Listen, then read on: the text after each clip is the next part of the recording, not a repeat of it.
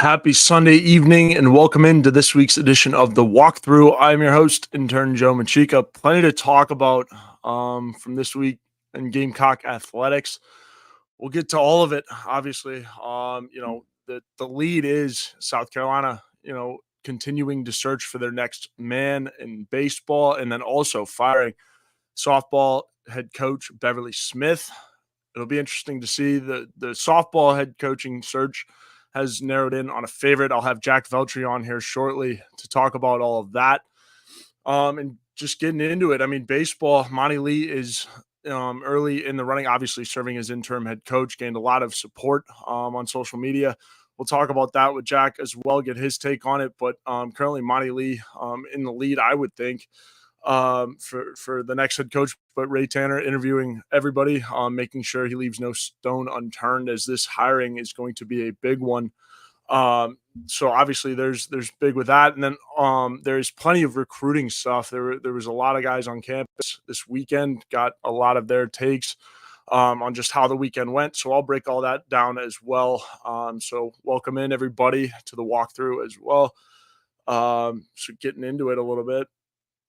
EXO checking in. Hello, GC fam. Crossing fingers for a great new baseball head coaching hire. Let's get a winner. Yeah, the fan support's a big one. And, it was one of the dings on Coach Kingston that we had and we talked about last week's show, is that, he didn't really, go out to other games as much as, say a Coach Beamer does, as Don Staley does and has before. And so that's obviously one thing that you want to see in the new head coach. It was one of my boxes. I mentioned with Tyler Head on 107.5 The Game. So we'll see what happens. I mean, I think, fan support is huge, especially with as big of a brand as you have as South Carolina. And as I mentioned, Jack Veltri was joining me earlier, joins me now. Mr. Jack Veltri, how are we doing this fine Sunday evening? Plenty of storylines went around, kept you busy. Yeah, thanks for having me on, buddy. I always appreciate it. It's been kind of a, I guess slower weekend. A lot of good college baseball on. I'm literally moving into quieter space. I'm turning on the Clemson game. I've been watching that for a few hours now. Gosh, man, that might be game of the year right there. It's been a lot of fun watching it, and then obviously you got Dodger Yankees tonight and stuff, so that'll be fun too. But yeah, I'm ready for this coaching search to kind of reach a conclusion. I'm hoping it will within the next few days, ideally, but we're gonna have to see what happens. I'm not sure, but I feel like we kind of know like some of who the guys are, but we'll have to see. Yeah, absolutely. This is a good question from Big Red, so I wanted to start with it. Does Ray Tanner look for a guy like himself or someone else entirely? And that's kind of been, I mean, one of the key components of the search. I think certainly that looks for a guy like himself in terms of just playing baseball, right? You need a guy like that. So Jack, I mean, you got to take for Big Red. Yeah, no, I like that take. It's a very good one, and I think Ray is going to try to find the best candidate first off. I think that's always important when you're looking at anything in life. When you're hiring people for jobs of any sort, you hire the best person for the job, regardless of where they come from or what their deal is or whatever the case may be. You hire the best person, and so I don't know. I feel like if Ray were going to hire someone like himself, I feel like Monty Lee or Landon Powell would have been the choice for that. But then again, he could go after a guy like Cliff Godwin. It's just taking a little longer to get that done because, Cliff is an ECU guy. He's an alum there. He's coached there forever now. And I'm sure he wants to get the Pirates to the College World Series for the first time in program history. So there's a lot of different factors that kind of go into it and why it's taking a little longer than maybe some expected. I think if we were to go another full week without a coach being named, then it's like, all right, man, what's going on here? But like, I think this is going to be the week where it gets done, and that's more of just a gut feel. But to kind of answer the question a little more in depth, I think I don't know. I think he probably looks for someone like himself because he's seen firsthand what it takes to win at the college level. I mean, look. Yep. Baseball is a much different sport now than it was 15 years ago when South Carolina was winning national championships and stuff. The game has definitely changed a lot with analytics and It seems like everyone's kind of on the same level these days. But I think Ray probably goes for a guy like himself in this case. Yeah, I 100% agree. Good way to lead off this kind of conversation. Jack, you've been reporting about the candidates all week. Is there one? I don't want to make you, I guess, pick a favorite. Yeah. But is there one that stands out to you in terms of, I guess, the 4 or 5, 6, 7 guys are interviewing? So the last we've heard at Gamecock Central, and Chris Clark does a outstanding job reporting on this. The man takes no vacations. Yeah, I know. Crazy. Tyler Head from 107.5 was telling me that he was on vacation this week and he's been reporting, which is I didn't know that. It's crazy, but with the inside sources that he has had, it's really helped in terms of kind of figuring out the field and stuff. It seems like Dan McDonald from Louisville is not going to be one of the guys for this job. Yeah, he's got the most experience in terms of getting to Omaha amongst the candidates, and you're going to have to go with someone else in this case. If I had to pick, I don't know. It just depends because you got Josh Elander from Tennessee, who I really like. But then again, Tennessee is playing for a chance to go to Omaha tonight. That game gets started here in a few minutes. And if Tennessee loses today to Evansville, then it's okay, you can start having that conversation with Elander. Because I'm sure if Ray Tanner or someone has reached out to Tennessee or Elander in that case, he's probably been like, yeah, just you're going to have to wait till after the season to talk. And I know the fans definitely want someone that's a proven head coach. So I don't know. I feel like if I were to pick someone right now, Tom Walter's a good choice, I think. Yeah. Cliff Godwin's probably the best choice in terms of experience. And look, the knock against him is that he hasn't gotten to Omaha. But imagine what he can do at an SEC school with the type of resources that South Carolina is going to have to put in if it wants to get back to that championship level. I mean, no disrespect to East Carolina, but that's a much smaller school when we're talking about, we're comparing apples to oranges here. I mean, South Carolina is a much bigger school in a much bigger conference than East Carolina is in the American Athletic. So makes it tough from that aspect, but I think he can definitely do it. Chris Pollard's another good choice. I know people like to knock him for some reason. Not sure why. I think he's a good option too. Literally helped Duke win an ACC title this year, and that's a school that was not, obviously it's not known for baseball. So you got some good options out there, but I don't know. It's tough to say. Landon Powell's also a decent choice, I think. Monty Lee, I don't know. I was going to say there's one man that we haven't mentioned yet. It's Monty Lee. The more I think about it, I'm not. At the beginning of the week, I was kind of Monty Lee, whatever. But I'm kind of slowly starting to think okay, this guy definitely loves South Carolina. He, he's coached here for a bit now. He knows what it takes. He coached with Ray for years, so I don't know. I don't think you can really go wrong in this case. I don't even think you can go wrong with hiring Elander. That would probably be my choice, just because of all the good things he's doing at Tennessee. And why not take a chance on a guy that has seen what it's like, knows what it takes to run a team and win at an SEC school. I mean, I know everyone wants to compare him to Chad Holbrook and stuff, but I don't know. Something just feels good about that hire, but we'll have to see. Yeah, obviously you're going to have to wait a little bit for Josh Elander. I think, for me, that would be the home run hire, in this hiring surge.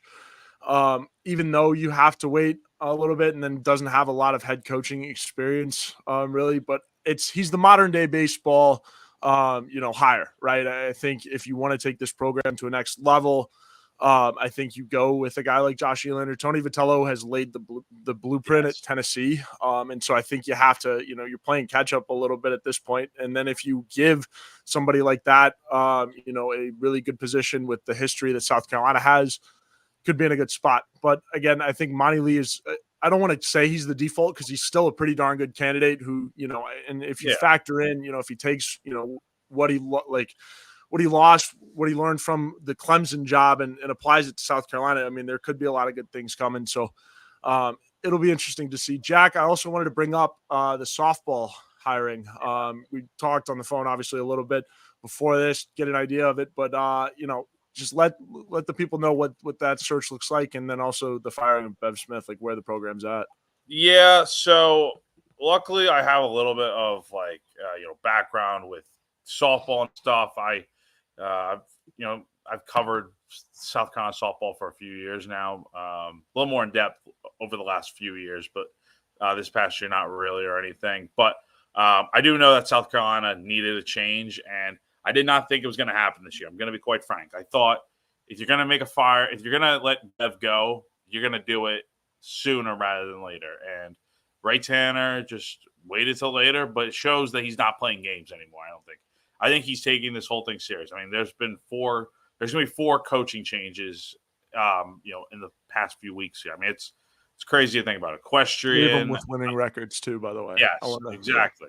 So you're making 4 different coaching hires, and I think it just shows that Ray's serious. And look, I think Bev was, she's super nice, awesome to work with and stuff. Yeah. And I think that the team, the girls love her. But at the end of the day, her record in SEC play is horrendous. I can't remember the number off the top of my head. But if you think Mark Kingston's record in SEC play is bad, just go look at Bev's. It's a significant drop off, and she had 14 years to build a winner here at South Carolina. And look, I know not everyone cares about softball and stuff, and the investment is not going to be the same. But the fact that Ray and company are making the decision to let Bev go shows me that, okay, they're going to go out and try to make this work. They see that Oklahoma and Texas are joining the SEC next year, and those are the 2 finalists in the College World Series. So it's going to get tougher next year for softball. And do I think it's going to be turned around quickly? No, I think it's going to take some years. But there is a potential candidate out there. If you go up to North Carolina, right in that Queen City area, there's a coach at Charlotte that is a former Gamecock and seems to be a good fit. Right? I mean, not sure if that's going to be the case, but it seems like, why not hire one of your own in this case? It gets the fan base energized, I think, and I mean, I don't know. I just think softball is a tough sport to win in the SEC when everyone else is really good. But you had to make this move. Bev was not getting the job done, and you got to take it serious. And I think that's what Ray's doing here. Yeah, absolutely. Big Red asked, why is there more of an uproar for a terminated softball coach than a baseball coach? This is crazy. Yeah, too. I'm not sure what Jack. I don't know. Do you have a take on this? Like uproar in terms of like let's go. The coach has finally been fired, or like what? Wait, why? Like what do we mean here? Yeah. So Big Red, clarify that. But also William checking in. Ray Tanner needs to come off the hip and get a proven winner. Yeah, pretty fired up about it too. I would say so, right? You need somebody who's been to Omaha, knows, what it feels like. I mean, you need success, and obviously success in Omaha is obviously appreciated, but at least getting to the big dance certainly helps.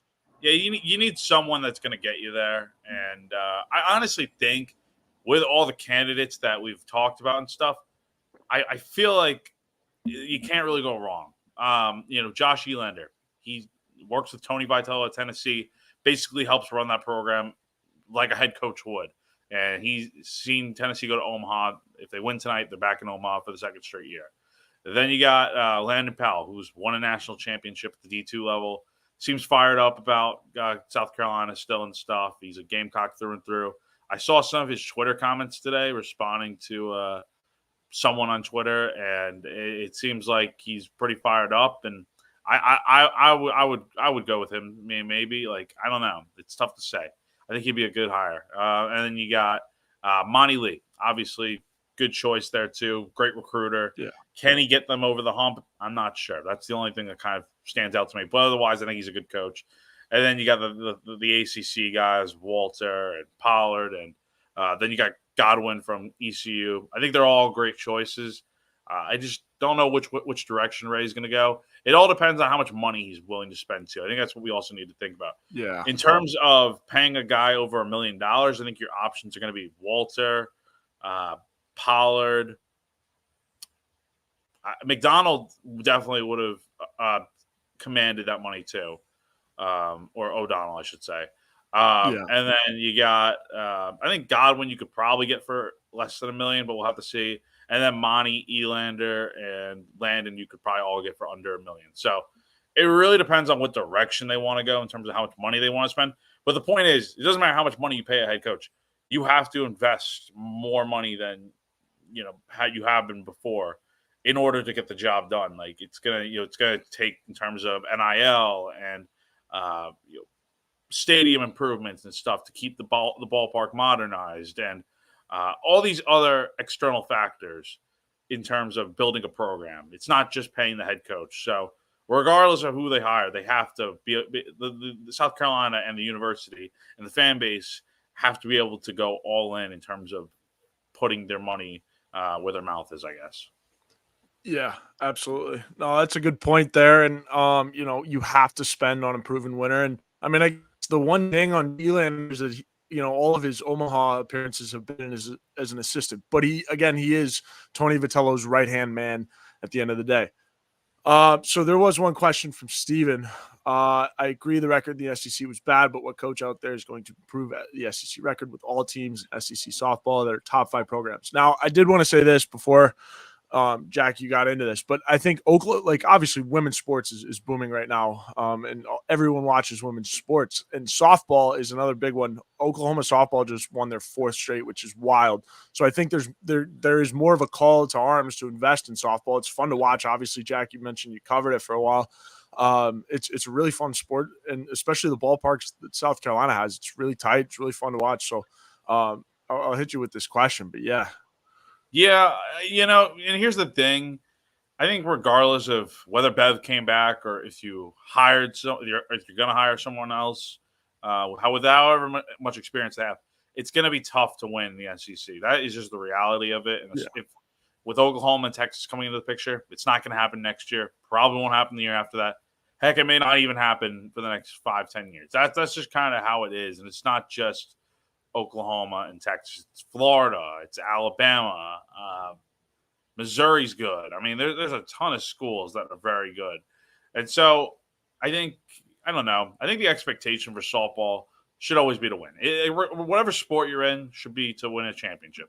However, in terms of realistic, speaking here, I would say softball probably needs to, think, okay, get back to the tournament, every year and stuff and all that. Yeah, absolutely. William, that's a good point. I was about to bring up Dawn Staley as well. How much is Dawn Staley worth? Proven winner to get what you pay for. Just saying. Yeah, really good point. And again, when you paid to keep her here was another massive thing.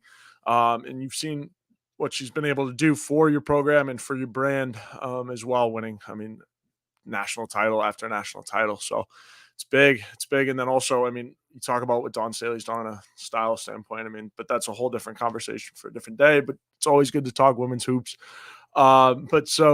Yeah, I think baseball wise, they have their hands full right at the end of the day. Kind of steamrolling through things here. Elander would make a great fit. Monty Lee, again, Jack, do you have a timetable on when this decision gets done? I know they're doing the due diligence and bringing guys in for interviews and stuff like that, but have they shown any kind of timetable and as someone will get hired? Not really. I just think it'd be crazy to think that this goes on past this week, right? I think it'd be wild if this becomes a 3-week coaching search. That kind of tells you like what's going on here. Like, I think they're going to get this done this week. They know who they want. They have candidates in mind. It's not like they're all of them are pretty much out of season besides Elander. And if Elander's season ends tonight with Tennessee, then that makes it much easier to try to go after him this week and really nail this thing down. Because I think you can, if that's the case. If Tennessee advances to the College World Series, you're potentially waiting 2 more weeks. And I don't know if you can really wait on a guy like that. But I think they're gonna get it done this week. That's kind of seems like word on the street. I don't know, but I just think you gotta get this thing done and move forward. Like, the transfer portal's open. I know Monty is doing a pretty good job of. It seems like no one big is left yet from South Carolina yet. No one's really entered the portal, but I think everyone's kind of waiting to see, like, unless you're a guy that's not going to get any playing time next year at South Carolina, you're waiting to see, like, okay, who's the next coach going to be, this and that, and then enter the portal. It's open until July 2nd. So The sooner South Carolina gets on this, the faster the new coach can come in, get the guys he wants and stuff, and let's see what happens. Yeah, should be interesting. Jack, you got an update for it? What did Clemson wind up winning, losing? Nah, so it's top 13. It's Florida's pit. Clemson's up at bat right now with 2 outs, and who's coming up here? Is it Canarella? I can't tell. That kid's unbelievable, by the way. Cam Canarella, that guy. Yeah. That catch. Crazy if you can get him to come here. Who knows? Who knows? Did you see that catch he made? I did. That was ridiculous. And then how many home runs? I don't know. He's got one today. Oh, it's Alden Mathis up, dude, over 6. That's how you know this game's long. Like there's a guy. Yeah, guys that are 2 golden sombreros. Yeah, it's tough. And look, I thought Florida had this game in the bag, but I guess not. So if I had to guess who's going to win this game here, I don't know. It seems like Clemson has the momentum, but like Florida's just very. They're holding Clemson tight. Like that's the thing. So then you're running out of arms. So like you're running into a situation here where if this series goes to game 3 tomorrow, who's going to pitch for either side? That's really what it comes down to. And I don't know. Yeah. We'll have to see. It's going to be hold up. Clemson just won. Walk off home run. Oh, I'm sorry. Top of the 13th inning. Well, Jack, my friend, I appreciate you joining the show. Go watch yourself some baseball. Enjoy the rest of your Sunday evening. Appreciate it. And it's 10-9 Clemson now, top of the 13th. I did not mean walk-off home run, but Joe, I appreciate you having me on, man, to talk. Yeah. And I'll see you soon, buddy. Thanks, guys. Absolutely, Jack. You're doing the God's work with this coaching search. Appreciate you checking in. All right. So I do want to hit some ads here before we wrap things up. Obviously a shorter show tonight. Had Jack check in with the coaching search and whatnot. Do want to talk about some football recruiting. You had 2 welcome homes. And you had 2, I think it was 3 welcome homes now at this point. So yeah, we'll run through the mill, obviously talk about who potentially could be the welcome homes. We know one of them obviously was at camp last week, so we'll break all that down. I've got the ads here. Let me pull them up. First ad of the day, obviously, first off, is our good friend Clint Hammond of the Movement Mortgage Network. In need of help with your mortgage, call on our good friend Clint Hammond of the Movement Mortgage Network. He's been in the mortgage industry since 2003, which allows him to help everyone from the first-time home buyer to the complicated and complex jumbo buyer. Whether you're looking to purchase a new home or refinance, nothing is more important than a well-thought-out financial strategy that comes with 5-star customer service. He's even helped out our very own Wes Mitchell and former Gamecock quarterback Perry Orth with their mortgages. So give our guy Clint a call. He's on your screen right now. And for those listening, 803-422-6797. Once again, 803-422-6797. You can also reach him at clint.hammond.com. Our other ad for today is Andy Luedecke of My Perfect Franchise. In need of help for finding your perfect franchise, call Andy Luedecke at myperfectfranchise.net.com. Find your perfect franchise with him, Andy, at myperfectfranchise.net. You can call him, reach him at his email, as I just mentioned, and then also 404-973-9901, 404-973-9901 for all of your franchising needs. And so, yeah, hold on, let me get Clint back up here. But yeah, so football. There were a lot of good visitors this weekend for Gamecock football. Isaiah Gibson, an edge, obviously, a Georgia lead. You had a 3-star on campus for a visit as well. So big weekend in terms of visits. We'll see a couple welcome homes. I do want to talk about that as Shane has been tweeting a bunch. Want to make sure I'm up to date here too. Make sure I didn't miss one.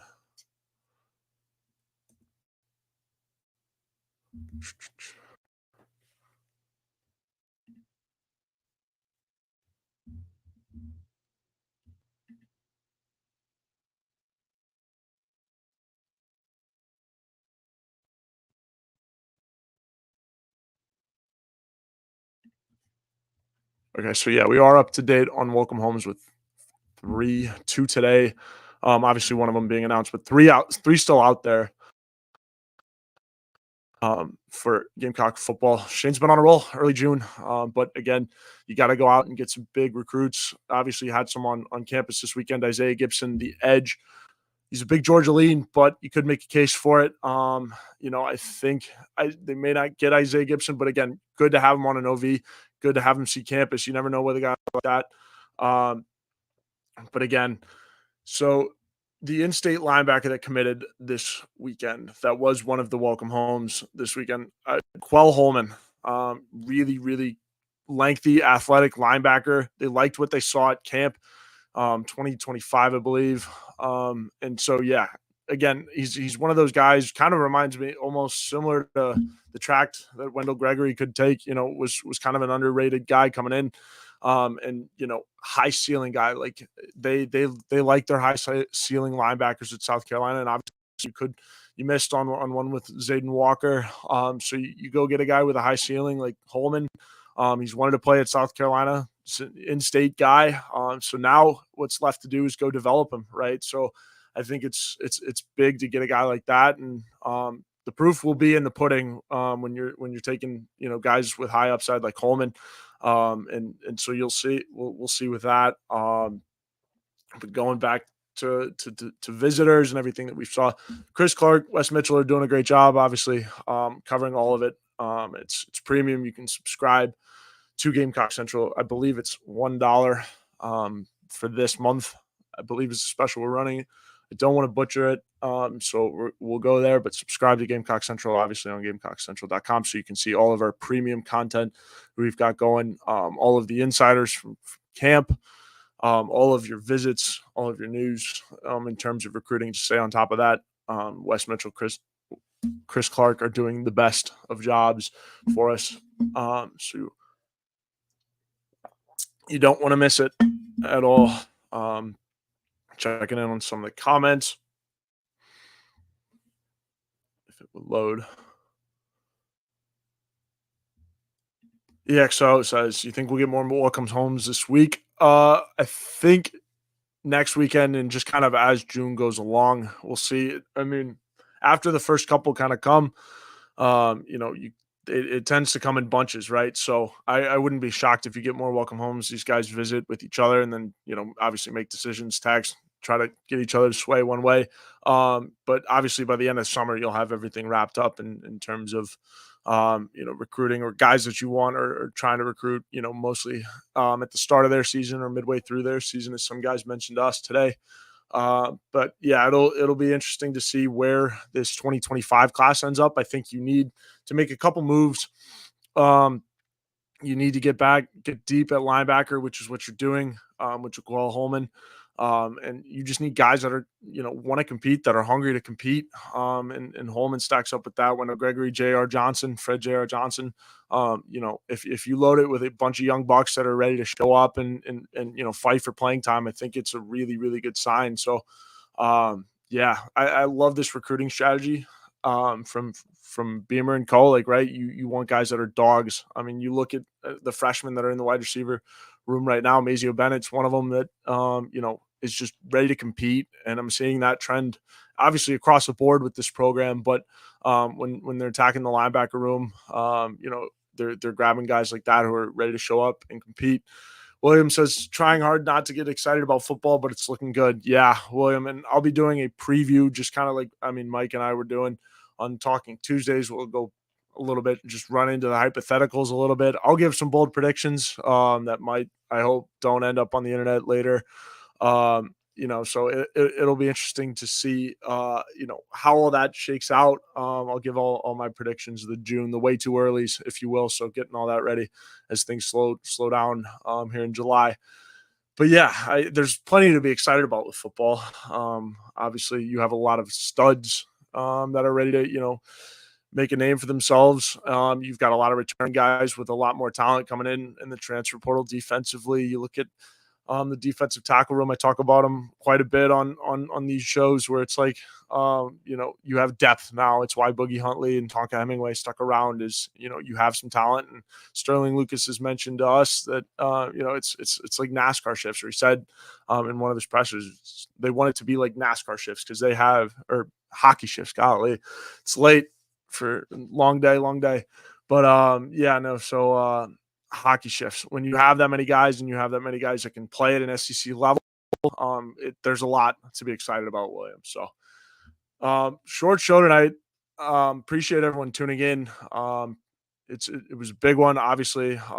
Check out Clint Hammond and Luedecke, and all of them. But I will see you guys on Talking Tuesdays with Mike Yuva. Also, if you missed any of my show tonight, you can always hit the little bell icon on the YouTube channel next to where you subscribe to GC. That would be fun. So don't miss us next. Don't miss me, the gang, whoever my guest is next time. So appreciate everyone tuning in. Have a great rest of your evening.